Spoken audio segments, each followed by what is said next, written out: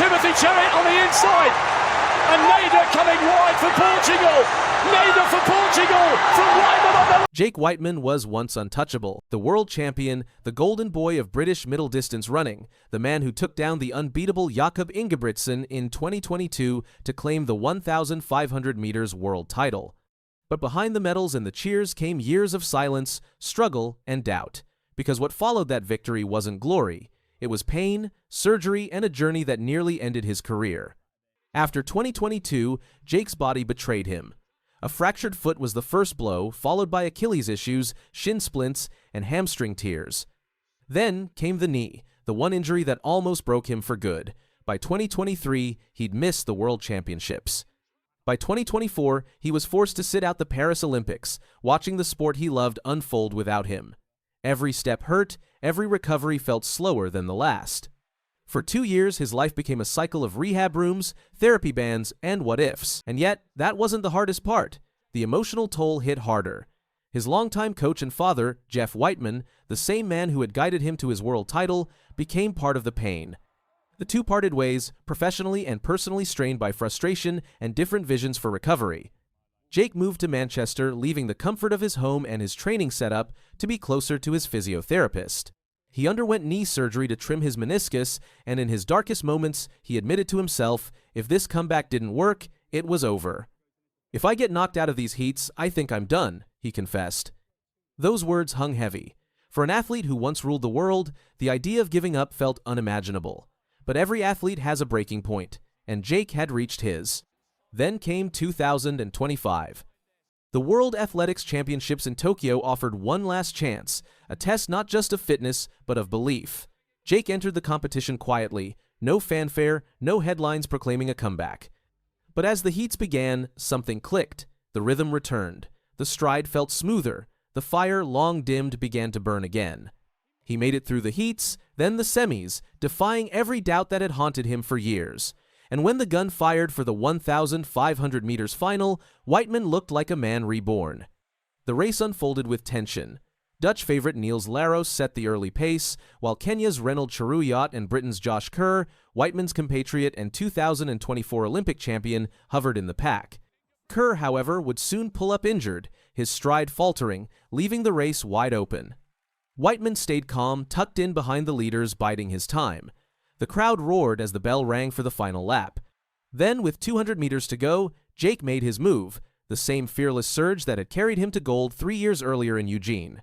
He powered around the curve, taking the lead with his trademark drive, arms pumping, eyes fixed on the finish. For a moment, it felt like destiny. His father, once again on the in-stadium microphone, called the action just as he had in 2022. This is it, Jeff thought. First man in history to regain the title. It was the storybook ending both had dreamed of. But the sport had one more twist. Out of nowhere, Portugal's Isaac Nader unleashed a devastating sprint. In the final 100 meters, Nader closed the gap with a 12.2 8-second burst, his final 400 timed at an astonishing 51.2. The crowd gasped. Jake held on as long as he could, driving toward the line, but Nader caught him by just 0.02 seconds. The photo finish told the story. Nader, 3:34:10, Wightman, 3:34:12, Cheruiyot, 3:34:25. It was heartbreak, but not defeat. It was a bit argy-bargy in the last 50, which we didn't Very really much need. so. But that's people just scrapping for spots, whereas I felt like mine was safe enough. And if you'd have gone down then, it would have been probably a reinstatement. But I'm glad that I stayed on my feet, so I haven't got any bruises to show for it. And the whole Jake race. collapsed across the line, silver medal in hand, tears in his eyes. For most, losing gold by inches would sting. But for Wightman, it felt like victory. "It's been a very bleak couple of years," he told BBC Sport. "A lot of times I doubted myself to get back to this level. Making the team was the main thing. I made some huge changes in my life to get back to this point." He wasn't exaggerating. The sacrifices had been immense. His fiancée uprooted her life in London to move with him to Manchester. He left the comfort of family coaching and built a new team around recovery. Everything, the moves, the pain, the surgeries, led to this one race. "It's not just affected me," Jake said. "I hoped it was for the best. It took a while this season to believe they were. You keep waiting, and when the big stage comes, like it has, I could perform when it matters." And perform he did. In a field stacked with champions, Wightman didn't just survive, he led. His silver medal was more than a comeback, it was redemption. Even Nader, the new world champion, admitted he hadn't expected to catch Jake in time. The Brit's pace and poise through the rounds had been clinical. His move with 200 meters to go mirrored his legendary 2022 strike, and for a few seconds, it looked like history would repeat itself. The image of Wightman diving for the line, arm extended, face twisted in determination, captured everything about his journey. Pain, persistence, pride, it was all there in one motion. Afterward, he thanked his father. "He did all the hard work bringing me to this level," Jake said. "The new setup has just helped me stay here. It'll take a while to process this." For a man who'd lost nearly 3 prime years of his career, that silver shimmered brighter than gold. To understand why, you need to know how close he came to losing it all.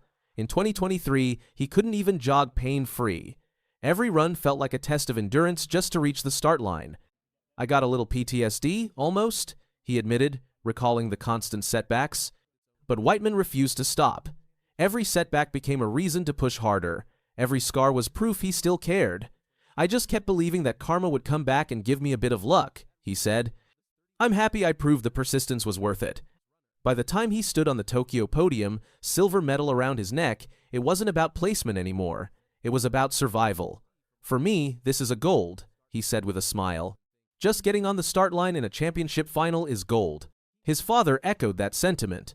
Jeff, who had once guided Jake from a schoolboy talent to world champion, admitted that calling his son's near win on the microphone again was surreal. Even in defeat, Wightman reminded the world why he was special, not just for his talent, but for his resilience. In an event where seconds decide legacies, he proved that heart matters just as much as speed. Portugal's Isaac Nader may have crossed the line first, but Jake Wightman crossed a different finish, one few athletes ever reach. The finish line between doubt and belief. Now, as he looks ahead, Wightman's story stands as a lesson in patience, pain, and perseverance. His silver medal might not sparkle like the gold he once wore, but its meaning runs deeper. It represents the will to keep going when everything tells you to stop. From fractured bones to fractured confidence, Jake Wightman found a way back. And in doing so, he gave the world something better than a win, proof that comebacks can be stronger than championships. Because sometimes, the greatest race you ever run isn't the one for medals, it's the one that brings you back to yourself. Smith, coming hard is Richards. Here is a closing burst by Quincy Hall. At the tape, Hall is going to get it. Quincy Hall was supposed to be the name redefining the 400 meters, a reigning Olympic champion with speed, confidence, and momentum. But then, quietly, the story shifted. What happened next has left fans stunned and the track world asking, what went wrong? Hall stormed to Olympic gold in Paris with a breathtaking 43.4, and many believed they were witnessing the rise of the next dominant 400-meter force. Just a year later, that momentum has stalled. In a shocking twist, the Olympic champion withdrew from the 2025 USATF Outdoor Championships without ever setting foot on the track. The reason? A hamstring injury that couldn't have come at a worse time. Hall, who dazzled with his late-race explosiveness and controlled surges, has not competed since his victory at the Rome Diamond League on June 6. That race, where he edged out Zakithi Nene in a narrow but impressive finish, now stands as a high point, and potentially the final chapter of his 2025 season. Hall's time in Rome, 44.22, wasn't just a season best. It was a showcase of timing, patience, and strategic racing, the kind of performance that sets up a world championship run. Or so everyone thought. To get to this point. No, it was just me. I've been working hard. I only had, like I said, my first week I only had 8 weeks in the show. But one thing when I got back to the hotel, I realized my weight. I was 159 before I ran that race. Now I'm 170, 171. He was scheduled to compete at the Prefontaine Classic on July 5, but the day before, he quietly pulled out. No explanation, no press release, no public comment, just silence. Speculation started to build. Was Hall injured? Playing it safe? Was there more going on? The answer finally emerged from his agent, John Regis, who confirmed to reporters on July 31 that Hall had been dealing with a hamstring injury since before Prefontaine. Unfortunately, it hasn't responded to treatment as well as we would have liked, Regis explained. The best way for him was not to compete, because I don't think he would have put in a performance that Quincy wanted. The implications were immediate. By not competing at USA's, Hall automatically lost his shot at a guaranteed spot on Team USA for the 2025 World Championships in Tokyo. It was a brutal blow for a man who had won Olympic gold and claimed bronze at the 2023 World Championships. The champion found himself on the outside looking in. But the story doesn't end there. Regis hinted at a possible redemption arc. Despite his absence from USA's, Hall wasn't entirely out of the World Championships picture. Under World Athletics rules, the Diamond League winner in each discipline receives an automatic berth. Ranked 8th in the standings at the time, Hall was barely eligible for the Diamond League final that took place on August 28 Zurich. But even that hope proved uncertain. As the season progressed, it became clear that Hall's injury wouldn't allow him to compete. He ultimately missed the Diamond League final and any chance at securing that wildcard berth to the World Championships. Hall's season went from promising to precarious, and ultimately to incomplete. His name was conspicuously missing from the USATF entries when the deadline passed, prompting confusion and concern. With Regis confirming the injury, the world finally knew why, but that hasn't made it easier for fans who watched their champion's season slip away. Meanwhile, the 400 meters world moved on, and fast. At the World Championships in Tokyo, the men's 400 meters final delivered a brand new chapter. Botswana's 1-year-old Busang Colin Kebinetshipi stunned the field with a world-leading 43.53, a personal best that obliterated his previous mark and secured his nation's first-ever men's world title. In a changing of the guard moment, Kebinetshipi's breakout run not only captured gold but redefined the competitive landscape. Botswana had 3 men in the final and walked away with 2 medals. Bayapo Ndori claimed bronze with a season's best of 44.2, showing that Botswana is no longer just emerging, it's a powerhouse. Silver went to veteran Jerim Richards of Trinidad and Tobago, who set a national record of 43.72 from the notoriously tough inside lane. His final push in the last 50 meters nearly stole the race and reminded everyone that experience still counts. But missing from all of this? Quincy Hall. The Olympic champion never even got to Tokyo. His spot was overtaken by injury and a wave of hungry new talents.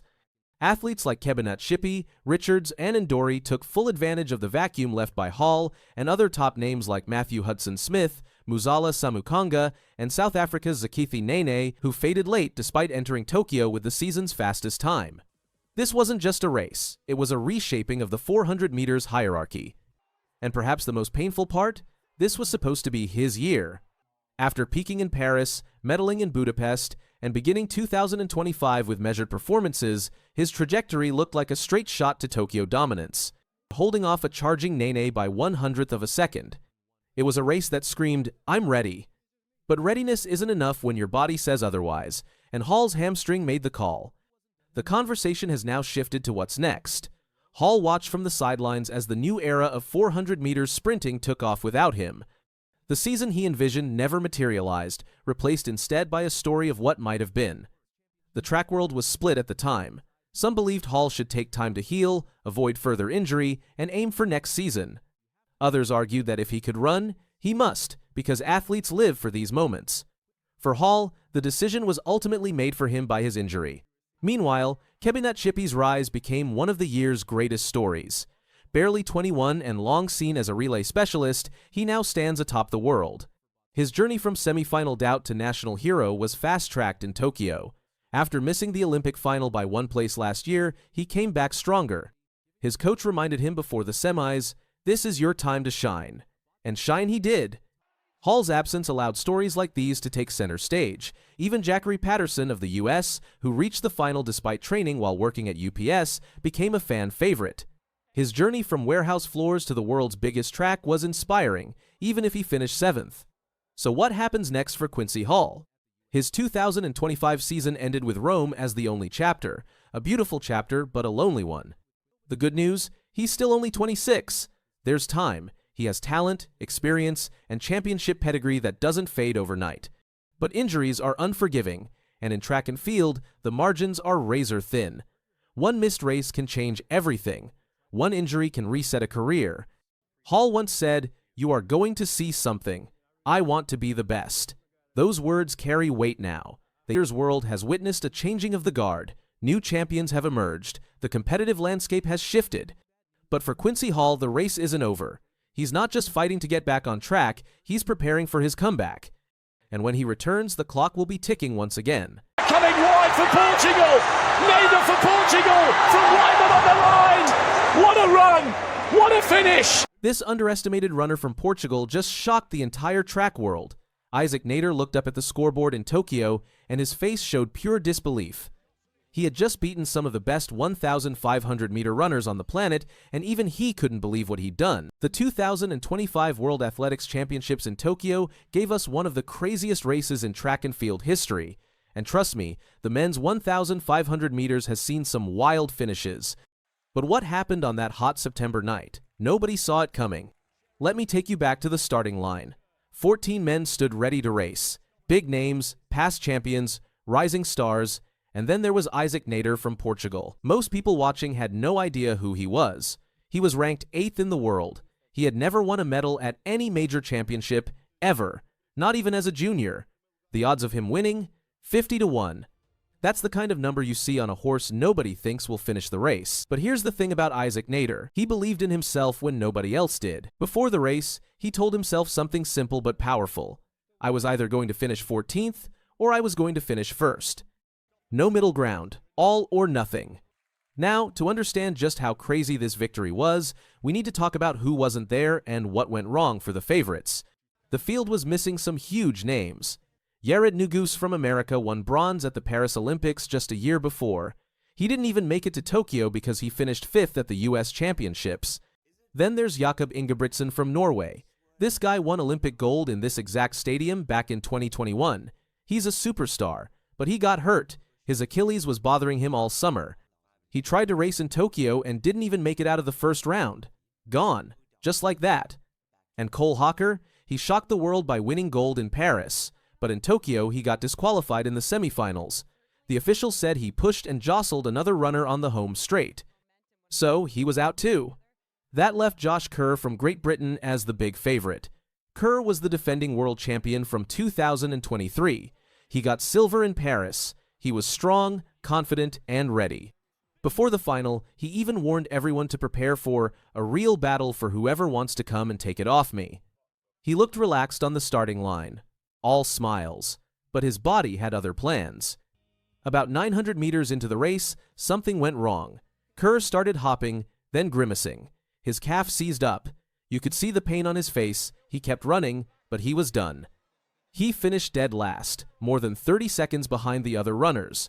He couldn't even walk up the steps to talk to reporters after the race. It was heartbreaking to watch a champion go down like that. With Kerr struggling, everyone turned their attention to Niels Laros. This 20-year-old kid from the Netherlands was having an amazing season. He had the fastest time in the world in 2025. He won races in Brussels and Zurich with this incredible finishing kick. When he sprinted at the end, nobody could catch him. He was the new favorite. Young, fast, and hungry.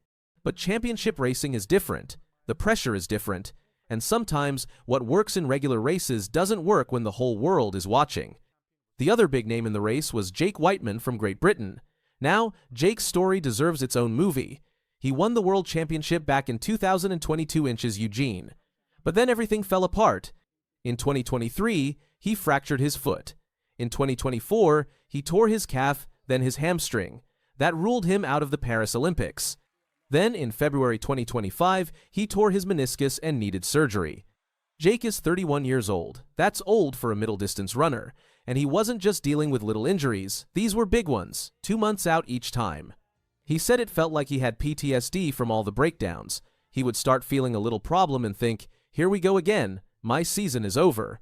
He made a huge decision. He stopped being coached by his dad, Jeff, after 15 years. That had to be hard. He moved from London to Manchester. His new coach?